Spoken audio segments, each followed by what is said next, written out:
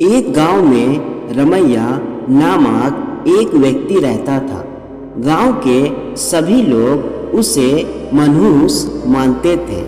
उनका मानना था कि यदि सुबह उठकर किसी ने सबसे पहले रमैया का चेहरा देख लिया तो उसे पूरा दिन भोजन नसीब नहीं होगा। जब यह बात महाराज कृष्णदेव राय तक पहुंची तो उन्होंने इसकी वास्तविकता जानने का निर्णय लिया। उस रात रमैया को राजमहल बुलाया गया और महाराज के कक्ष के सामने वाले कक्ष में उसके रहने की व्यवस्था की गई। रात भर रमैया उस कक्ष में सोया। अगली सुबह महाराज कृष्णदेव सीधे रमैया के कक्ष में गए और उसका चेहरा देखा। दिन का आरंभ हुआ। रमैया का चेहरा देखने के बाद अब महाराज को देखना था कि उनका दिन कैसा गुजरता है।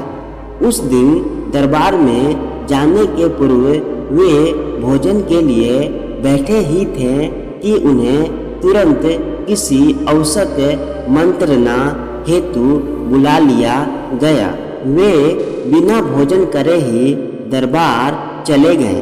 दरबार की कार्यवाही जो प्रारंभ हुई तो देर रात तक चलती रही। दरबार की कार्यवाही समाप्त होने तक महाराज कृष्णदेव राय को जोरों की भूख लग आई थी।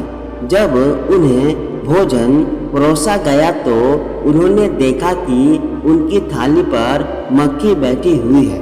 उन्होंने भोजन छोड़ दिया और अपने शयन कक्ष चले गए।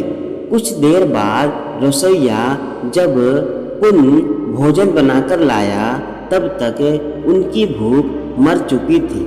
वे बिना खाए ही सो गए। अब महाराज को भी विश्वास हो गया कि रमैया मनहूस है। उन्होंने उसे फांसी पर चढ़ा देने का आदेश दे दिया। रमैया की फांसी की बात जब उसकी पत्नी तक पहुंची तो वह रोते रोते तेनालीराम के पास गई और उससे सहायता की गुहार लगाई। तेनालीराम ने उसे आश्वासन देकर घर भेज दिया। अगली सुबह जब सैनिक रमैया को फांसी पर लटकाने ले जा रहे थे तो रास्ते में उनकी भेंट तेनालीराम से हुई। तेनालीराम ने रमैया के कान में कुछ कहा और चल गया। इधर फांसी ग्रह पहुंचने के बाद सैनिकों ने रमैया से उसकी अंतिम इच्छा पूछी। रमैया ने कहा कि मैं महाराज को एक संदेश भिजवाना चाहता हूँ। एक सैनिक द्वारा वह संदेश महाराज तक पहुँचाया गया। संदेश इस प्रकार था कि महाराज सुबह सबसे पहले मेरा चेहरा देखने से किसी को पूरा दिन भोजन नसीब नहीं होता, लेकिन महाराज आपका मुंह देखने पर तो जीवन से हाथ धोना पड़ता है। बताइए ऐसे में ज़्यादा मनहूस कौन है?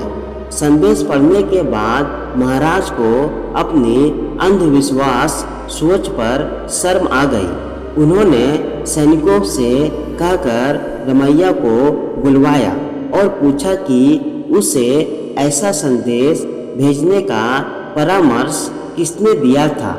रमैया ने तेनालीराम का नाम लिया। महाराज तेनालीराम की बुद्धिमत्ता से प्रसन्न हुए। उन्होंने रमैया की फांसी की सजा निरस्त कर दी और तेनालीराम को पुरस्कृत किया। इस तरह तेनालीराम की वजह से रमैया के प्राण बच गए। कहानी से सीख, अंधविश्वास से हमें दूर ही रहना चाहिए।